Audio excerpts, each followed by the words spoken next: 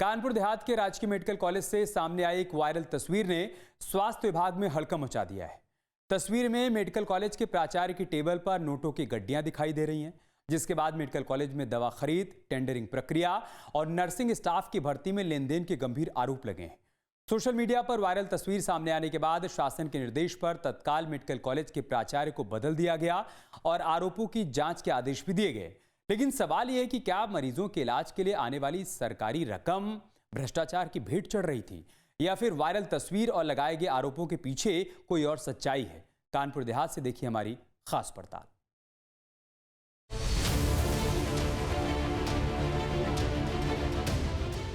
सरकारी अस्पताल जहां मरीज इलाज की उम्मीद लेकर पहुंचते हैं, लेकिन अगर वहीं इलाज से ज्यादा चर्चा नोटों की गड्डियों की होने लगे, अगर दवा खरीद से लेकर टेंडर और भर्ती तक सवाल उठने लगे, तो सवाल सिर्फ एक मेडिकल कॉलेज का नहीं बल्कि पूरी सरकारी स्वास्थ्य व्यवस्था की साख का बन जाता है। कानपुर देहात के राजकीय मेडिकल कॉलेज से वायरल हुई एक तस्वीर ने ऐसा ही बवाल खड़ा कर दिया है। तस्वीर में टेबल पर नोटों की गड्डियां दिखाई दे रही हैं। इसके बाद कमीशन खोरी, टेंडर में अनियमितता, भर्ती में लेन देन और सरकारी धन के दुरुपयोग जैसे गंभीर आरोप सामने आए। शासन ने तत्काल प्रभाव से प्राचार्य बदल दिया, लेकिन सवाल अब भी बाकी है कि क्या ये सिर्फ आरोप है या फिर तस्वीर के पीछे भ्रष्टाचार का पूरा नेटवर्क छिपा है।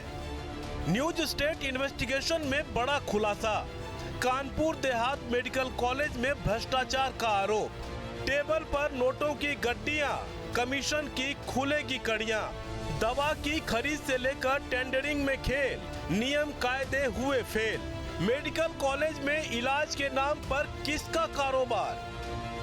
कानपुर देहात के राजकीय मेडिकल कॉलेज में भ्रष्टाचार के आरोपों से हड़कंप मचा हुआ है। नोटों की गड्डी की वायरल तस्वीर के साथ तमाम आरोप लगाए जा रहे हैं।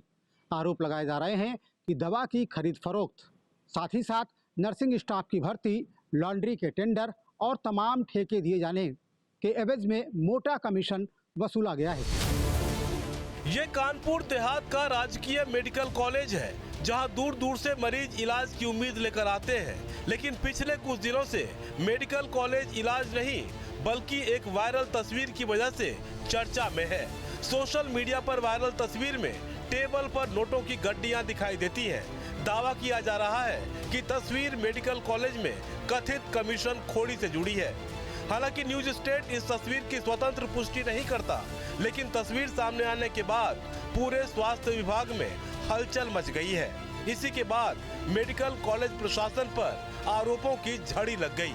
पूरी खबर दिखाएंगे, पहले जान लेते हैं मामला क्या है। कानपुर देहात मेडिकल कॉलेज में भ्रष्टाचार का आरोप, वायरल तस्वीर में नोटों की गड्डियों से शुरू हुआ विवाद। कार्यवाहक प्राचार्य के टेबल पर मिली नोटों की गड्डियां, डॉक्टर विमल यादव के टेबल पर भी नजर आई गड्डियां। दवा खरीद और टेंडर प्रक्रिया में भ्रष्टाचार के लगे आरोप, भर्ती में कथित लेन देन और अनियमितताओं का दावा, पूर्व सीएमएस की भूमिका और टेंडर हस्ताक्षरों पर भी सवाल, एक निजी फर्म को भुगतान को लेकर भी विवाद। शासन ने प्राचार्य बदला, पूरे मामले की जांच जारी। इन आरोपों को शासन और प्रशासन भी बेहद गंभीरता से ले रहा है। शासन ने पूरे मामले को गंभीरता से लिया और मौजूदा प्राचार्य को हटा दिया है। उनकी जगह पर नए प्राचार्य की तैनाती की जा रही है। साथ ही साथ पूरे मामले की जांच के लिए कमेटी का गठन भी किया जा रहा है। मामले की पहले विभागीय जांच कराई जाएगी और उसमें दोष सिद्ध होने पर आगे की कार्रवाई की दिशा तय की जाएगी। एक वायरल तस्वीर और उसके बाद भ्रष्टाचार के गंभीर आरोप लगना जायज भी है। आखिर मेडिकल कॉलेज के प्राचार्य की टेबल पर नोटों की गड्डियों का क्या काम? वहीं एक डॉक्टर की टेबल पर नोटों की गड्डियां कहां से आई? सवाल ये है कि अगर तस्वीर का मेडिकल कॉलेज के कामकाज से कोई संबंध नहीं है तो फिर ये तस्वीर वायरल कैसे हुई? और अगर संबंध है तो नोटों की ये गड्डियां आखिर किसकी है? आखिर वायरल तस्वीर में दिख रही नोटों की गड्डियां किसकी है? नोटों की गड्डियों का मेडिकल कॉलेज के कामकाज से क्या संबंध है? क्या इस तस्वीर के पीछे भ्रष्टाचार का कोई बड़ा नेटवर्क छिपा है? मामला सिर्फ वायरल तस्वीर तक सीमित नहीं है। दावा किया जा रहा है कि मेडिकल कॉलेज में दवा खरीद, लॉन्ड्री टेंडर, अन्य खरीद प्रक्रियाओं और नर्सिंग स्टाफ की भर्ती में भी अनियमितताएं हुई। आरोप है कि नियमों को दरकिनार कर कुछ खास एजेंसियों को फायदा पहुंचाया गया। भर्ती में कथित लेन देन के आरोप भी लगाए गए हैं। हालांकि इन आरोपों की अभी तक किसी जांच एजेंसी ने पुष्टि नहीं की है। वायरल तस्वीर के बाद मेडिकल कॉलेज प्रशासन पर कई गंभीर सवाल खड़े हो गए हैं।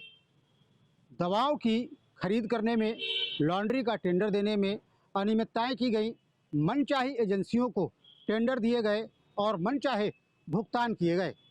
इतना ही नहीं, एक रिटायर्ड अधिकारी के दोबारा सिग्नेचर कराए जाने का मामला भी सामने आ रहा है। कहा जा रहा है कि एक टेंडर पर रिटायर हो चुके अधिकारी से सिग्नेचर कराए गए।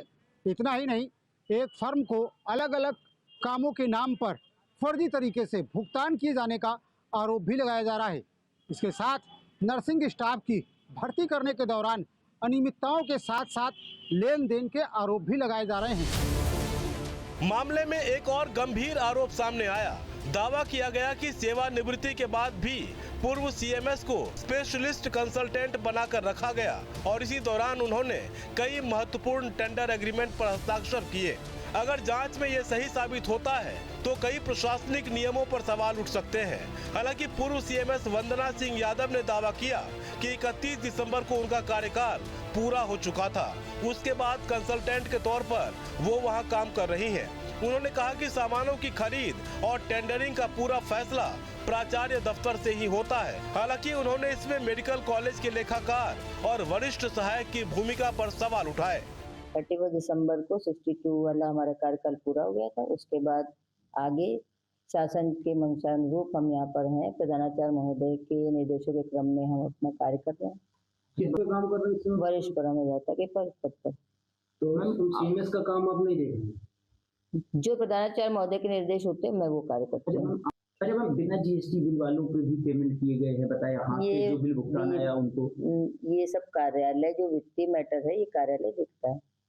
जितने भी पेमेंट होते हैं प्रधानाचार्य कार्यालय से होते हैं, मेरे द्वारा नहीं होते। तो अभी जो भी जैसे टेंडर प्रक्रिया या जो भी एग्रीमेंट हो रहे हैं वो आपके द्वारा नहीं? मेरे द्वारा कोई टेंडर कोई एग्रीमेंट नहीं होता है। जितना भी है ये जिला चिकित्सालय प्रधानाचार्य कार्यालय से मेडिकल कॉलेज से संबद्ध है, तो ये सब प्रधानाचार्य कार्यालय से होता है, यहाँ से नहीं होता।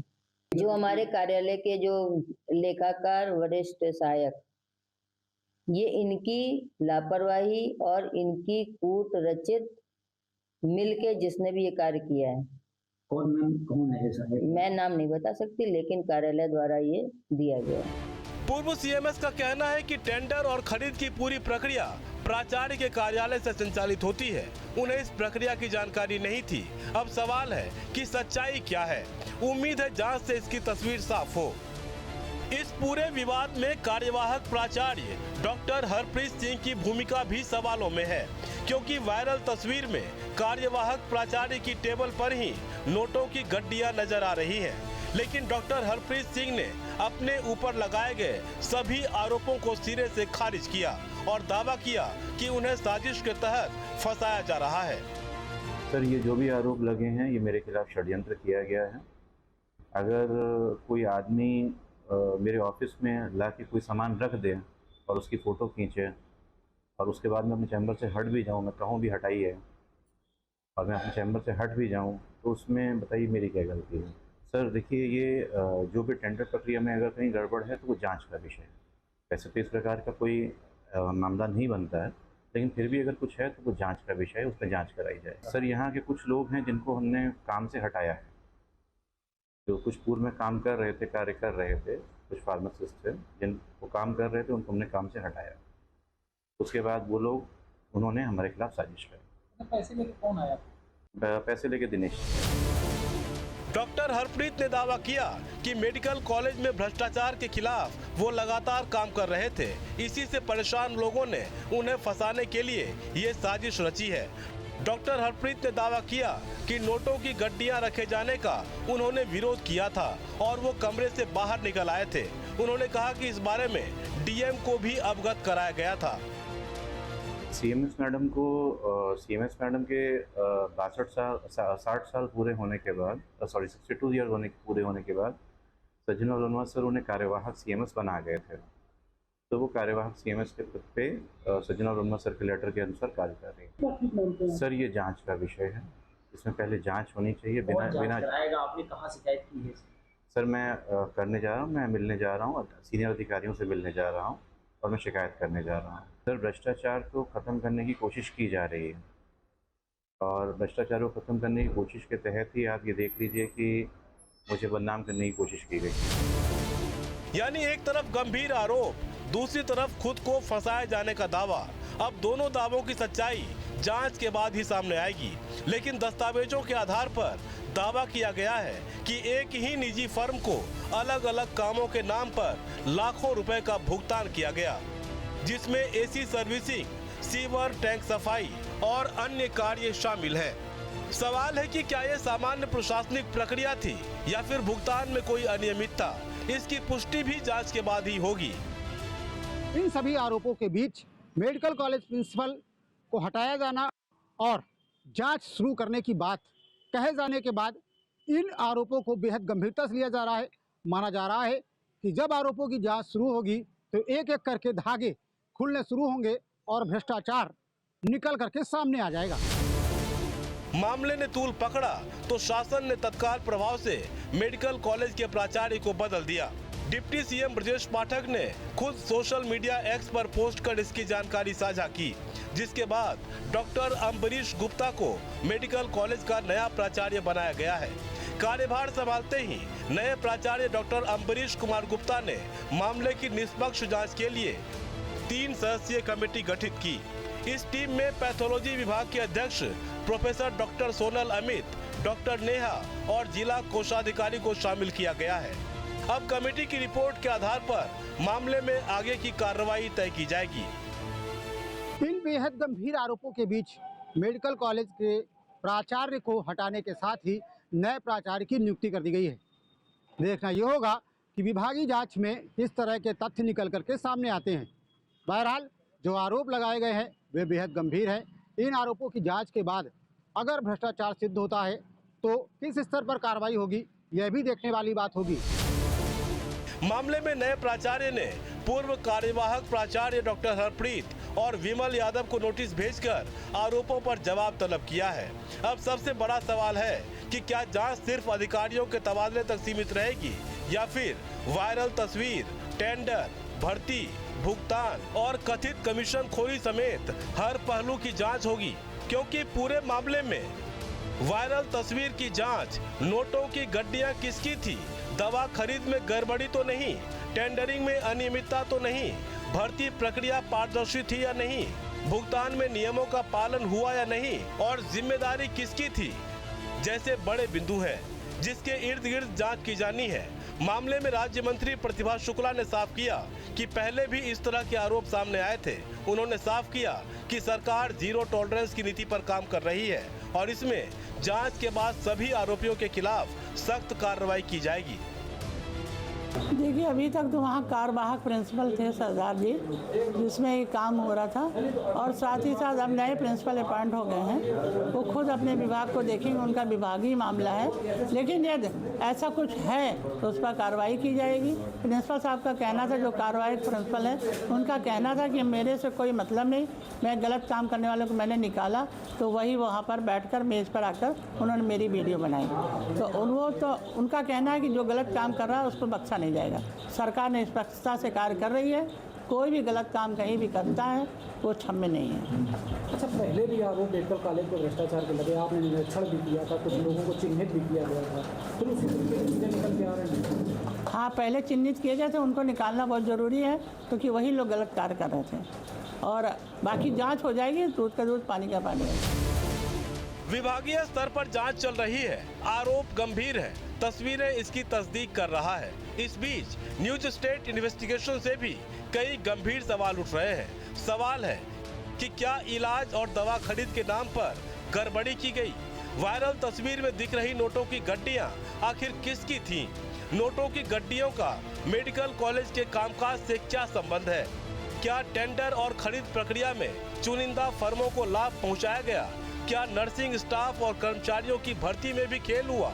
क्या शासन की जांच से पूरे नेटवर्क की सच्चाई सामने आएगी? फिलहाल पूरा मामला आरोपों और दावों के बीच है। एक तरफ वायरल तस्वीर है, दूसरी ओर गंभीर आरोप है, तीसरी ओर प्राचार्य को हटाया जा चुका है और जांच के आदेश दिए गए हैं।